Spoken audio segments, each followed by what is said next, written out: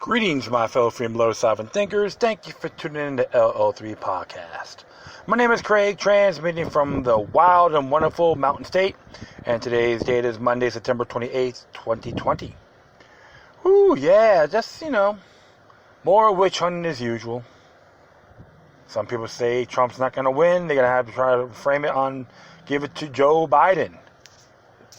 So, it's like picking the lesser of two evils, right?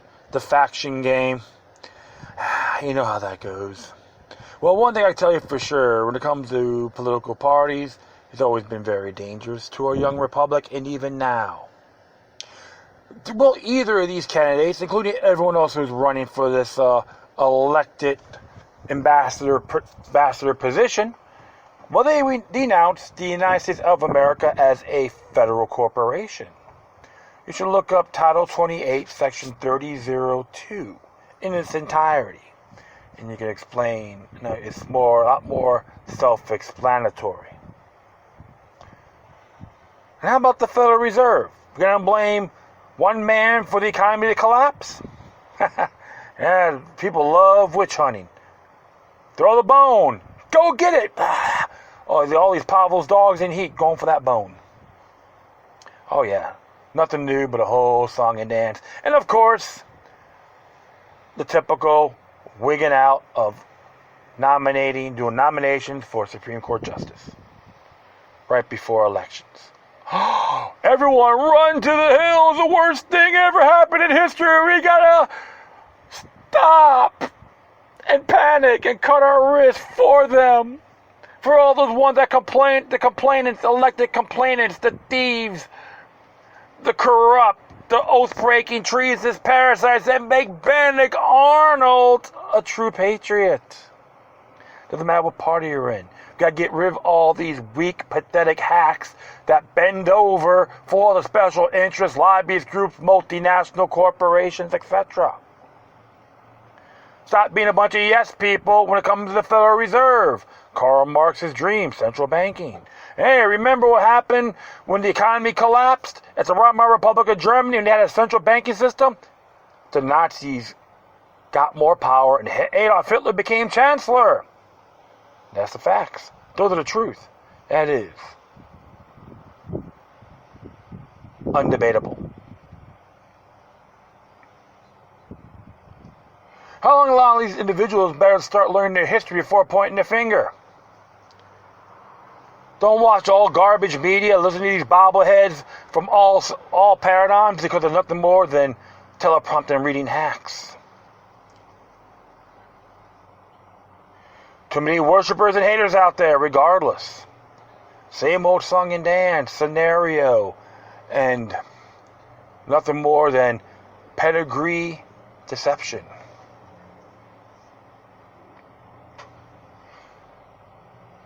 I still scratch my head to this day. All the factioneers out there. Protect our Lord and Savior. We gotta get rid of them and use ours. When will the people learn? To be very frank, folks are waking up. I know. And people say, "Oh, I haven't done it. The people not around me don't wake up." When you hang out with stagnant people, you get half-assed results. Of course, nothing more than facts. Yes, I do ramble now and then and digress. Don't bother me one bit. Yep, I'm outside in the parking lot here in Parkersburg. Kicking back. I do a couple places. Oh, Rural King. Pretty cool little pad. I like it. Yeah. Women here need to be wearing more dresses. Like y'all like dress like tomboys here. It depends where I'm at. I can't really judge the whole state as a whole. But every state has its pros and cons. Hopefully all my beautiful friends down there in South Florida are doing well. Stop bellying up to your tyrannical politicians. They're nothing but crap bags. Bureaucratic tyrants. administrators, city managers, all that, don't know any better. They all believe they're smarter than their oath, whether it's in office or as a registered voter. So let the drama continue when it comes to the Supreme Court nominations, which there's no actual date when they can do this. If you read Article 2 of the U.S. Constitution. And this is from LifeSiteNews.com, written by Stephen Mosher. How Amy Coney Barrett will use science and legal principles to overturn Roe versus Wade. Not long after Amy Coney Barrett joins the court as the Justice Barrett, I am convinced America's long national abortion nightmare will begin to come to an end. That's what Mr. Marshall has to say here. Pro-life Americans assume that Ruth Bader Ginsburg was a hammer and tongs feminist who was a diehard supporter of Roe v. Wade. The truth is somewhat more complicated. She hated freedom, so why should I have a half-flag, half-staff? Nothing more than a treasonous parasite as far as I'm concerned, and I say that based on her actions. I never wish her any ill. I could proceed here. Roe v. Wade predated Ginsburg's service on the court, of course. She originally and correctly considered it an example of judicial overreach. In a 1993 speech to New York University School of Law students, she explained that the court should have stuck to the issue at hand, the constitutionality of the Texas law against abortion that was being challenged, instead of seizing the opportunity to touch each and every state law that touched on abortion. Not that Ginsburg was opposed to end sought by Roe v. Wade to legalize abortion throughout the United States. She wasn't. But she was honest enough to admit that the court had engaged in a raw act of judicial tyranny to get there, overriding the democratic process at the federal level and fashioning a set of rules that displayed virtually every state law them in force. Ginsburg believed that this was a bridge too far, a less encompassing Roe, one that merely struck down the extreme Texas law and went no further on that day. I believe might have served to reduce rather than to fuel controversy. She also felt that Roe v. Wade halted a political process in favor of abortion rights that was moving in a reform direction and thereby prolonged divisiveness, anti-deferred stable and settlement of the issue. She was wrong, of course. Abortion advocates were not then and are not now interested in a stable settlement. Instead, their demands have become ever more extreme over time.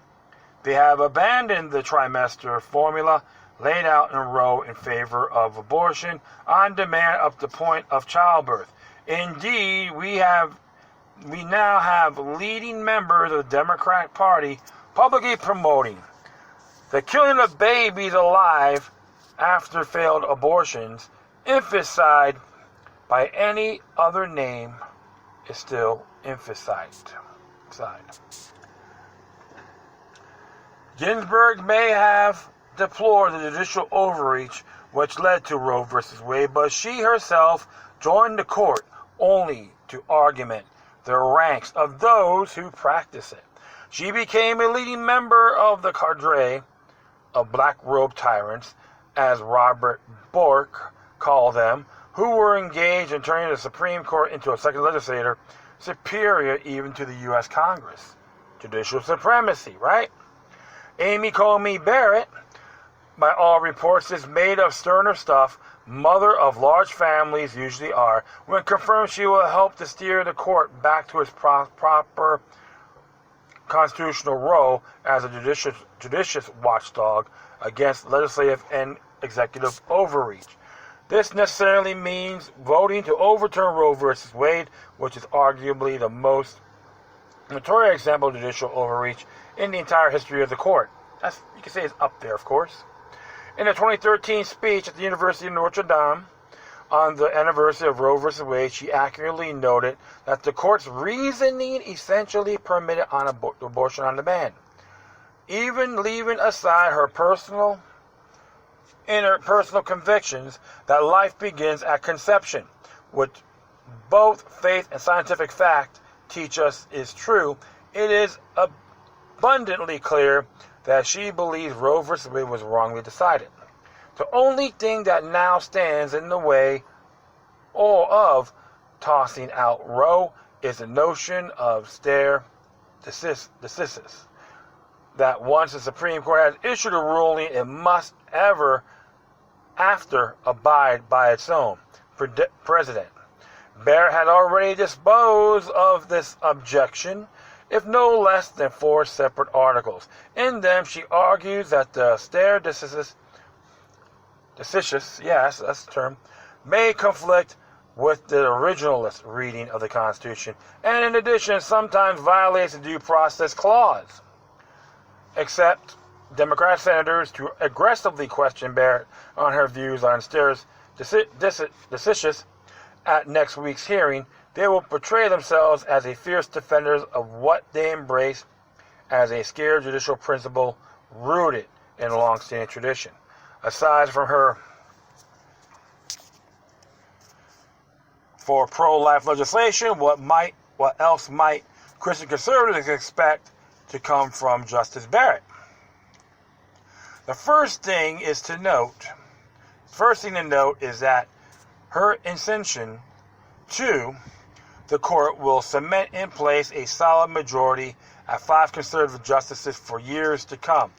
There is a little doubt Barrett will close ranks with Justice Alito, Gorsuch,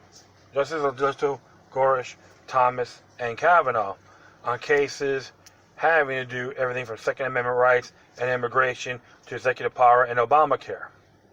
This means that one notoriously inconsistent Chief Justice Roberts will no longer hold the balance of power in the court.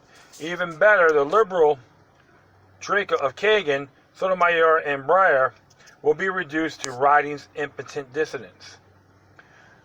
Breyer, by the way, just turned 82. I wish the court's senior justice many years of continued good health, but it is not improbable that President Trump, during his second term, may get to appoint an unprecedented 4th justice to the court. The first thing they may be Obamacare, which will come before the Supreme Court for the 3rd time this November. We owe the survival of legislative monstrosity to Chief Justice Roberts. He joined the liberal wing of the court in 2012 in upholding Obamacare, offering the novel argument that the penalty for not having insurance was actually a tax. Barrett is on record in the 2017 Notre Dame Law Review article saying that his opinion twisted the statute beyond its plausible meaning. The new conservative majority will also protect the right of Americans to keep and bear arms. Last year, a case came before the Seventh Circuit, on which Barrett currently serves, concerning the law that bars those convicted of even nonviolent felony from ever owning guns. She dissented from the liberal majority on the grounds that those who take away someone's Second Amendment rights must prove that they are a present threat to society. Barrett is also likely to be a reliable vote to uphold the president's executive authority in matters of immigration. She supported in a dissent President of Trump's executive order requiring prospective immigrants to prove that they would not become a burden on the public.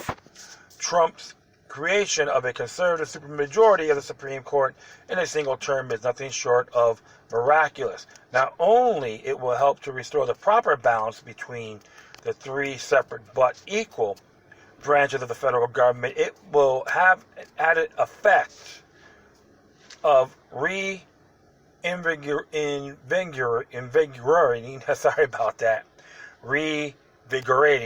10th Amendment to the Constitution and returning powers to the states.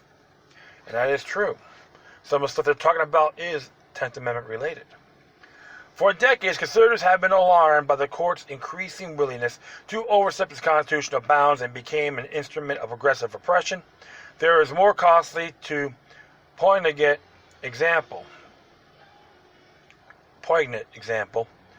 of this kind of judicial tyranny than Roe versus Wade, which has condemned tens of millions of unborn Americans to an utterly death. Not long after Coney Barrett joins the court as Justice Barrett, I am convinced America's long national abortion nightmare will begin to come to an end.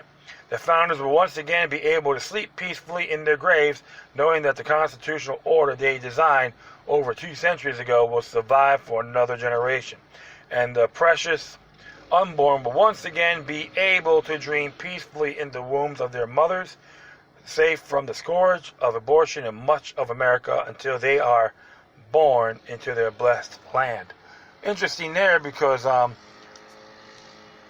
don't care what your views are on this matter, but if you notice, it's always been a one-dimensional thing. Like a police state's okay as long as abortion is legal, or police state's okay if you praise Jesus, a religious right, far right, so it's just very typical paradigm faction, whatever you want to call it. So the interesting about the whole Roe versus Wade case is mainly talking about the right of privacy, including rights of women to choose. So it's mainly about a right of privacy. And I've used that in many other areas as well, just to drive those congressional bobbleheads crazy. They love dishing out but hate receiving. But one thing I tell everyone about the whole abortion issue: if people were sexually responsible, so I'm talking about on a consensual basis. All right? And if you meet me on the streets and talk about other things, I say on a consensual basis. If people were sexually responsible, would this be an issue? Of course not.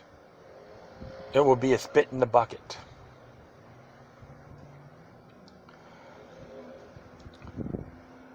And I always say this about the abortion issue: it's never be on a federal level, but on a state level, 10th Amendment.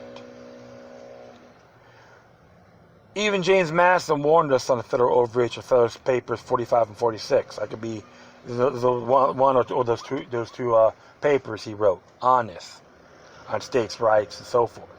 People should really look that up. So it looks like all these folks are having a cow in the Senate because of her have nominations before the election. Too bad. Deal with it. Where in the Constitution says you have to have it after the election? It doesn't. It's invalid, null and void. Put up or shut up.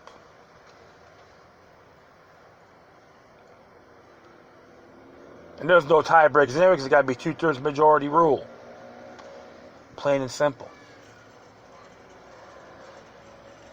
Some people tell me how great she is. That's fine. I'm going to have to do a little more homework to verify. I'm going to do that. Because even the Kavanaugh case, he wasn't really constitutionally friendly himself. He's a very streaky man. All you guys have to do is a little homework, go online, look at their track record, and make your own judgment. And don't get it from fact check or anything or Snopes. They're garbage and nothing more than invalid sources. So check it out. Do your homework. If you believe she should be in there or not, you know the drill. Call your senators. It's not that hard. Well, that is it. I thank everyone for listening. Plus, feel free to download and share throughout your social media networks.